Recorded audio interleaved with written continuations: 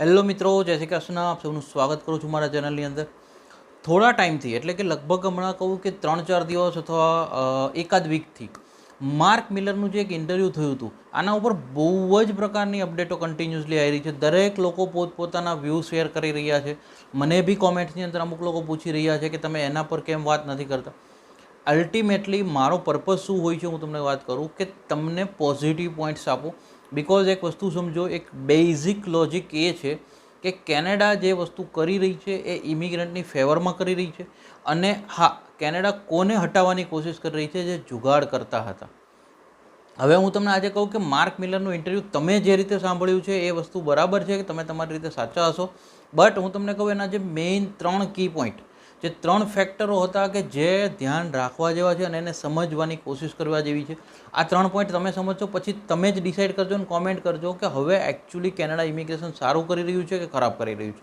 અત્યાર સુધી સોશિયલ મીડિયામાં જોઈને ઘણા લોકો ગાળો આપી રહ્યા છે, ઘણા લોકો સારું બી બોલી રહ્યા છે, ઘણા લોકો એવું બી કહી રહ્યા છે કે કેનેડાએ બધું એકસાથે ચેન્જ કરી નાખ્યું, આ છે તે છે. બટ આજનો આ વિડીયો તમે લાસ્ટ સુધી જોજો, તમને ખાસ પ્રોપરલી સમજમાં આવશે. આપણે પોઈન્ટ ટુ પોઈન્ટ જઈએ. માર્ક મિલરે જે ઇન્ટરવ્યૂ આપ્યું, આ ઇન્ટરવ્યૂનું એક સૌથી પહેલો પોઈન્ટ હું તમને કહું. આ ઇન્ટરવ્યૂનો એક પહેલો પોઈન્ટ હતો માર્ક મિલરનું સ્ટેટમેન્ટ પ્રમાણે કે દરેક વસ્તુ ઉપર કેપ આવશે. હવે કેનેડાનું જે ઇમિગ્રેશન છે એ નવા યુગ બાજુ જઈ રહ્યું છે. ન્યૂ ઇરા સ્ટાર્ટ થશે કેનેડાનો.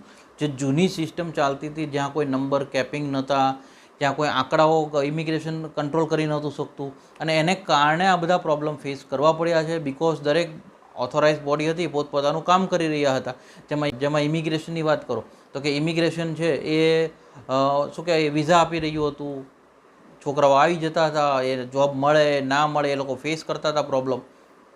આ બધી જે વસ્તુ હતી હવે એ વસ્તુઓ પોસિબલ નહીં થાય. બિકોઝ કેનેડાનું જે ઇમિગ્રેશન છે એ ભવિષ્યમાં એ રીતે કામ કરશે કે જ્યાં આગળ દરેક વસ્તુના એક આંકડાઓ હશે, અને એ આંકડાઓ અંધાધૂન આંકડાઓ નહીં હોય, પ્રોપર રિસર્ચ પ્રમાણેના આંકડાઓ હશે કે જેની અંદર પ્રોપર ઇન્ડસ્ટ્રીની અંદર રિસર્ચ ઊભું થશે, પ્રોપર રિસર્ચ જોવામાં આવશે, કેટલી મેન પાવર ડિમાન્ડ છે, અને એ પ્રમાણે દરેક વસ્તુને સ્ટેબિલાઇઝ કરવામાં આવશે. એ પ્રમાણે દરેક વસ્તુના કેપિંગ્સ લેવામાં આવશે. પછી એની અંદર સ્ટડી વિઝા હોય, વર્ક પરમિટના વિઝા હોય, પીઆરના વિઝા હોય, કે પછી કોઈ બી અલગ પ્રકારના, જેમાં સ્પાઉસ વિઝા આવી ગયા, ઇન્વેસ્ટર વિઝા આવી ગયા, બીજા અલગ અલગ પ્રકારના ફાર્મિંગ વિઝા, આ રીતના અમુક જેટલા બી કેનેડામાં વિઝા ચાલે છે આ બધા એક કેપ અંડરમાં આવશે. અને એનો એક રિસર્ચ રિપોર્ટ રેડી થશે કે ભાઈ આ જે વસ્તુઓ છે એમાં કેટલી ડિમાન્ડ કઈ જગ્યાએ છે, અને એ પછી જ તે એ વસ્તુને ઇમ્પ્લિમેન્ટ કરવામાં આવશે. એક સૌથી સારો પોઈન્ટ થયો કે ભાઈ આ. હવે આપણે આગળ જઈએ બીજા પોઈન્ટ પર. બીજો પોઈન્ટ આ વસ્તુની અંદર જે આખા ઇન્ટરવ્યૂમાં પોઝિટિવ લેવા જેવી વસ્તુ છે એ હું તમને કહું. માર્ક મિલરની જે વાત હતી એ પ્રમાણે કે આ કોઈ ચેન્જીસ એવા નથી અમે કરવાના કે જે ચેન્જીસથી કોઈ ઇમિગ્રન્ટ્સને પ્રોબ્લેમ થાય. જ્યારે બી એક વચમાં જે બધા ચેન્જીસ થઈ રહ્યા હતા ત્યારે એક રિપોર્ટ સામે આવ્યો હતો રિસર્ચ એજન્સીનો કે જે હાઉસિંગ ક્રાઇસિસ, જોબ ક્રાઇસિસ, આ બધું ઊભું થયું છે. જેટલા બી પ્રોબ્લેમ યા ક્રાઇસિસ ઊભા થયા છે એ બધા ઇમિગ્રન્ટ્સને કારણે છે. ત્યારે બી માર્ક મિલર ઇમિગ્રન્ટ્સની સાઇડ તરફ જ હતા, અને આજે બી એમણે એ જ વાત કરી છે કે આ બધું ઇમિગ્રેશન અથવા ઇમિગ્રન્ટ્સને કારણે નથી થયું. આ એક મિસમેનેજ સિસ્ટમ કહી શકો તમે આને. વસ્તુ એ છે કે ન્યૂ ચેન્જીસ અત્યારના કેસની અંદર બધાને એવું થાય છે કે કેનેડાએ એક સાથે નવા ચેન્જ કરી નાખ્યા, એક સાથે બધી સિસ્ટમ ચેન્જ કરી દીધી. બટ માર્ક મિલરે એ જ વાત કરી છે કે નવા ચેન્જીસ છે, થોડા ટફ લાગશે, અમુક લોકોને સારા લાગશે, અમુક લોકોને ખરાબ લાગશે. બટ એનો પ્રયત્ન એવો જ છે કે ઇમ્પ્લિમેન્ટ ધીરે ધીરે આનાથી કરાવડાવવાથી આ એક સિસ્ટમ પ્રોપર આવશે, અને આનાથી ઇમિગ્રન્ટ્સનો જ ફાયદો થશે ભવિષ્યમાં. બીજી વસ્તુ હું તમને કહું, આ વસ્તુઓ કોઈ રાતોરાત લાગુ કરવામાં નહીં આવે. દરેક વસ્તુ માટે એ લોકો ઇમિગ્રેશન એટલે કે કેનેડાનું ઇમિગ્રેશન છે એ લોકોને ટાઈમ આપશે, એક સમયગાળો નક્કી કરશે, અને એ પછી જ ઇમ્પ્લિમેન્ટ કરવામાં આવશે. આ એક વાત માર્ક મિલરની સૌથી સારી છે કે જે એમણે કન્ફર્મ કરી છે, જેથી તમારે લોકોએ હેડેક લેવા કરતાં બી આ સપોર્ટ તમને કઈ રીતે ને ક્યાં યોગ્ય થાય છે એ જોવાનું તમારે રહેશે. લાસ્ટ અને થર્ડ પોઈન્ટ પર આપણે આગળ જઈએ.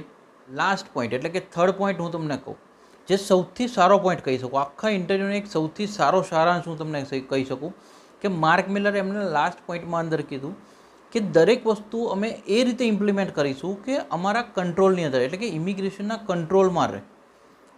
હવે આ વસ્તુને બી ઘણી વખત એવું થતું હોય કે સોશિયલ મીડિયા પર તમે નેગેટિવલી બી બતાવવામાં આવતું હોય.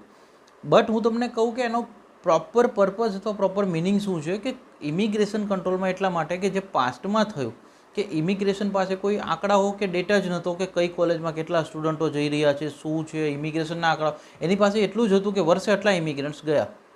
હવે એ વસ્તુ એટલે નહીં થાય કે જે પ્રોપર સિસ્ટમમાં માર્ક મિલરે જે કીધું એ પ્રમાણે કે જે પ્રોપર સિસ્ટમની અંદર જ્યારે ઇમિગ્રન્ટ્સને જવામાં આવશે ત્યારે ઇમિગ્રેશનનો એક કંટ્રોલ હશે કેપને કારણે. બિકોઝ ઇમિગ્રેશન ડિસાઇડ કરશે કે આટલા સ્ટુડન્ટ વિઝા આપવા છે, તો ઇમિગ્રેશનની પાસે એ કંટ્રોલ છે કે કેટલી જોબ ડિમાન્ડ છે અને એ પ્રમાણે એ જ સ્ટેટની અંદર સ્ટુડન્ટને મોકલવામાં આવશે. આના કારણે થશે શું, સ્ટુડન્ટને હાઉસિંગ ક્રાઇસિસ ફેસ ના કરવા પડે, જોબની ક્રાઇસિસ જે અત્યારે છે એ ફેસ ના કરવી પડે, PR લેતી વખતે જે અત્યારે ટેન્શનો આવી રહ્યા છે એ ના મળે, બિકોઝ એના કોમ્પિટિટરો બી ઘટી જશે કેપિંગને કારણે. અલ્ટિમેટલી આ બધા પ્રોબ્લેમને સોલ્વ કરવા માટે ઇમિગ્રેશન કામ કરી રહ્યું છે એવું છે માર્ક મિલરનું કહેવું છે.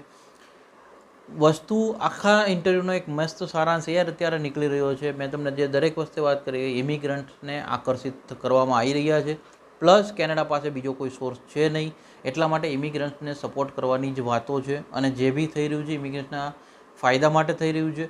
નુકસાન છે, બટ કોને, જે લોકો જુગાડના રસ્તાઓ અપનાવતા હતા, જે લોકો તિકડમો બધા કરી રહ્યા હતા, એના માટે જરૂરથી હેડેક આવશે અને ભવિષ્યમાં આ વસ્તુ બધી બંધ થશે, બિકોઝ હવે ઇમિગ્રેશન એક્ટિવ થઈ ચૂક્યું છે. જો માહિતી સારી લાગી એક લાઇક કરી દેજો, મેક્ઝિમમ લોકો સુધી શેર કરવાનું ના ભૂલતા. Thank you so much. જય હિન્દ, જય ભારત.